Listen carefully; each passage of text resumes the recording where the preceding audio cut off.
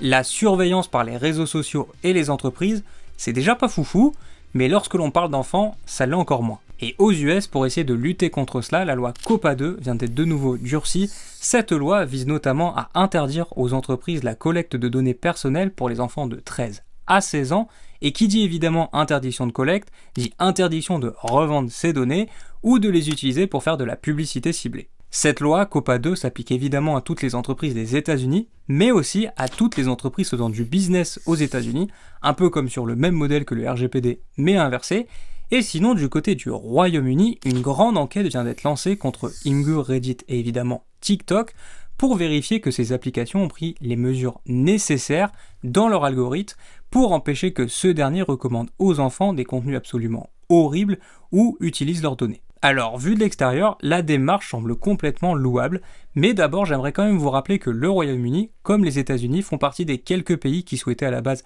bannir de leur sol TikTok ou de racheter l'application pour en contrôler son utilisation. Mais comme je le disais, ma théorie, c'est que ces contrôles, ces mesures et ces lois ne visent qu'à une seule chose, servir l'agenda politique des dirigeants. Car ce n'est vraiment pas une surprise d'apprendre qu'aujourd'hui, sur X et Instagram, il y a beaucoup d'utilisateurs qui n'ont pas 13 ans, âge pourtant minimal requis pour accéder à ces plateformes, mais ces applications ne sont aujourd'hui absolument pas visées ou contrôlées.